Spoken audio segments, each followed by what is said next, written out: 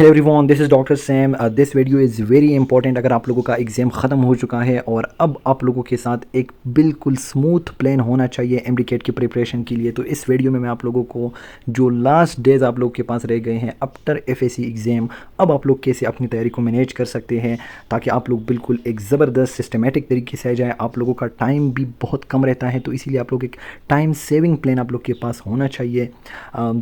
तो जो stressful days थी एग्ज़ाम्स की वो आप लोगों के ख़त्म हो गए हैं। अब आप लोगों का सिर्फ़ और सिर्फ एक ही फोकस रहता है, द लास्ट स्टेप, जो कि आप लोगों का एमडीकेट है। देखिए जी, एक 12 ईयर की जर्नी आप लोग कर चुके हैं जिसमें आप लोगों ने हर एक स्टेप पे अच्छा परफॉर्म किया है। तब भी आप लोग के जहन में ये आ रहा है कि मुझे मेडिकल कॉलेज में दाखिला मिल जाएगा। तो अब ये 3 मंथ्स जो है ये आप लोगों ने सफ़र करने हैं, इसमें आप लोगों ने मेहनत करनी है। तो तब जाके आप लोगों का 12 ईयर्स का जो एफ़र्ट है वो फ्रूटफुल साबित हो जाएगा। ठीक है, तो जो 3 मंथ्स प्लान है आफ्टर एफएसी एग्जाम वो मैं आप लोगों के साथ शेयर कर रहा हूँ। सबसे पहले आप लोग के पास आ रही है बायोलॉजी। ठीक है, देखें अब बायो आप लोगों ने कैसे करनी है, बहुत गौर से आप लोगों ने सुनना है मेरी बातें। देखिए जी, बायो जो है उसमें आप लोग के पास ज़्यादा से ज़्यादा रिकॉल एमसीक्यूज़ आते हैं। ऑलरेडी पीएमसी वाले ने बता दिया है कि रिकॉल एमसीक्यूज़ जो है बहुत ज़्यादा है उनके कोर्स में। रिकॉल एमसीक्यूज़ से मतलब ये है, मुराद ये है कि जो बुक लाइंस होते हैं मोस्टली उनको फॉलो किया जाता है। अब चूंकि बुक के लाइंस ही फॉलो करने हैं तो ज़्यादा से ज़्यादा एमसीक्यूज़ जो है वो बायो में से आने हैं। ठीक है, तो बायोलॉजी आप लोगों ने ऑलरेडी अपनी एग्जाम्स के लिए अच्छी तरह पढ़ ली है। अब आप लोगों ने क्या करना है, आप लोगों ने बायो को साइड पे नहीं करना है कि नहीं मैंने तो एग्जाम के लिए पढ़ना है।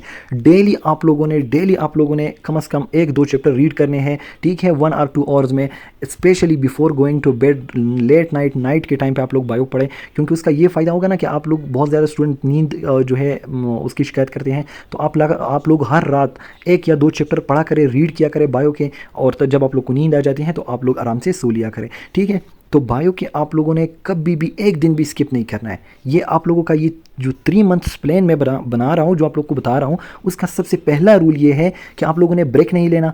अब आप ऐसा नहीं कि अब बस मेरा एग्जाम हो गया अब मैंने ब्रेक लेना है, रेस्ट करनी है, नहीं। अब आप लोगों ने सीधा सीधा डायरेक्टली जो है स्टडी स्टार्ट करनी है। कैसे? डेली आप लोगों ने बायो पढ़नी है। ठीक हो गया। बायो में ऐसा नहीं है कि अब आप लोग अगर 10 दिन के लिए स्किप करेंगे तो फिर ये प्रॉब्लम आ जाएगा कि दोबारा से आप लोग को वो सारे एफर्ट्स करने होंगे और बायो को दोबारा से ट्रैक पे लाना होगा। तो इसीलिए आप लोगों के जहन में बायो अब फ्रेश पड़ी है, एग्जाम के लिए आप लोगों ने पढ़ी है, अब आप लोग उसको फ्रेश ही रहने दें और फ्रेश में आप लोग डेली उसको रीड किया करें। रात के टाइम 2 चैप्टर पढ़ लिए, फिर दूसरे दिन 2 चैप्टर, फिर दूसरे दिन फिर रिवीजन एग्जाम तक, एमडीकेट की एग्जाम तक आप लोगों ने ऐसा ही करना है बायो के साथ। ठीक हो गया। इसी तरह जो है एमडीकेट की एग्ज़ाम तक आप लोगों के पास बायो के बहुत ज़्यादा रिवीजन्स हो जाएंगे। ठीक है, अगर अब आप सपोज़ आप लोगों ने बायो को स्किप किया 10-15 दिन के लिए, तो फिर वो दोबारा से रिकॉल करना, फिर दोबारा से रीड करना, ये एक बड़ा प्रॉब्लम बन जाएगा आप लोग के लिए।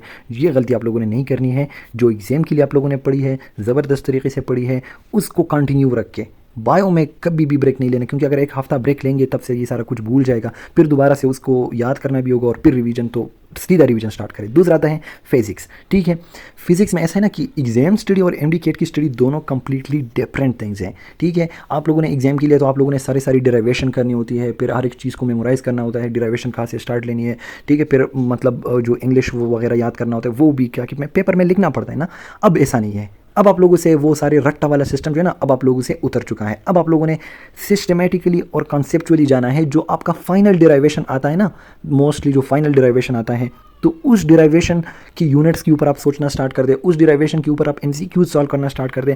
फिजिक्स का एक ही फार्मूला है, प्रैक्टिस एंड प्रैक्टिस। आप लोग जितना ज़्यादा प्रैक्टिस करेंगे तो आप लोग को फिजिक्स जो है वो बहुत ईजी हो जाएगा। ठीक है, तो जितने ज़्यादा एमसीक्यूज आप सॉल्व कर सकते हैं सॉल्व करें, लेकिन अगर आप एक एमसीक्यू में स्टकअप हो जाते हैं ना, मतलब नहीं आता, तो उसके ऊपर इतना ज़्यादा टाइम वेस्ट ना करें, सीधा से दूसरा एमसीक्यू जो है उसके ऊपर स्विच करें। अक्सर ऐसा होता है ना, हम सुबह जो है फिजिक्स का एक एमसीक्यू मैंने निकाल दिया, फिर वो एमसीक्यूज जो है मुझे नहीं आता, थोड़ा डिफिकल्ट लगता है, तो उस एमसीक्यूज के पीछे मैं सारा दिन ख़राब कर देता हूँ। ऊपर से जब मेरे 2 घंटे एक एमसीक्यू के ऊपर वेस्ट हो जाते हैं तो सारा दिन फिर मेरा स्टडी मूड नहीं होता, मूड ऑफ हो जाता है। तो ऐसा कभी भी नहीं करना है। आप लोगों ने सिस्टमेटिक जाना है।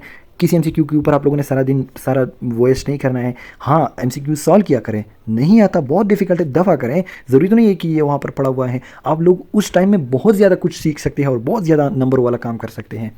तो जितना ज़्यादा प्रैक्टिस होगा आप लोगों के पास, जितना ज़्यादा आप लोग प्रैक्टिस करेंगे, फिजिक्स आप लोग के लिए उतना ही आसान बनता जाएगा। इसके लिए मैं रिकमेंड करूँगा आप लोग कि आप लोग पास्ट पेपर्स की जितनी भी एमसीक्यूज है वो तो आप लोग एक एक दो दो दफ़ा सॉल्व करें। रैंडमली किसी एक चैप्टर से दूसरे चैप्टर से आप सॉल्व करना स्टार्ट कर दें।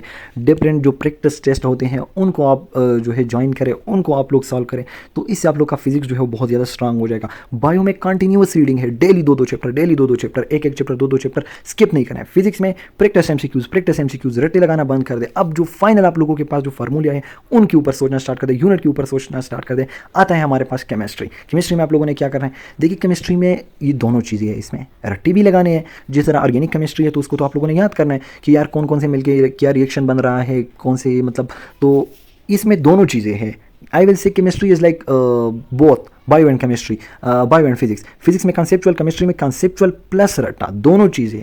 ऑर्गेनिक जो है वो तो मोस्टली आप लोग को रट्टे बेस पे होते हैं ना, तो आप लोग जो है दोनों चीज़ें इसको बहुत सीरियसली आप लोगों ने लेना है, ठीक है। ऑर्गेनिक के ऊपर बहुत ज़्यादा फोकस करना है, इनऑर्गेनिक के ऊपर भी करना है, जाहिर बात है क्योंकि आप लोग के पास इतना स्पेस नहीं है कि आप किसी भी चीज़ को स्किप कर सकते हैं। तो कहने का मकसद ये है कि केमिस्ट्री जो है it may be a little bit different, और जो बुक्स फॉलो करने होती है तो वो तो ऑलरेडी मैंने आप लोग को बता दिया कि अभी तक पीएमसी चल रहा है। तो सबसे पहले तो आप लोग की प्रोविंशियल बुक्स आपकी गिरफ्त में होनी चाहिए। उसके बाद जो है आप केमिस्ट्री और बायो के लिए दूसरे बुक्स, दूसरे जो बोर्ड होते हैं फेडरल पंजाब वो देख सकते हैं, केपी वो देख सकते हैं, लेकिन बायो उसके लिए, फिजिक्स के लिए ऐसा ज़रूरी नहीं है। फिजिक्स के लिए आप जहाँ से भी देखेंगे एक किस्म के कंसेप्चुअल एमसीक्यूज आएंगे, अगर यूनिट्स है या फिर डेरिवेशन है सब बुक में एक जैसे होते हैं। हाँ, केमिस्ट्री और स्पेसिफिकली बायो में ऐसा है कि कुछ पॉइंट्स एक बोर्ड में ज़्यादा है, कुछ दूसरे पॉइंट्स में ज़्यादा है, तो इसके लिए मैं रिकमेंड करता हूँ कि आप जितनी ज़्यादा बुक्स पढ़ सकते हैं बोर्ड्स के तो वो आप लोग पढ़ लिया करें, ठीक हो गया। तो केमिस्ट्री सीरियस लेना है।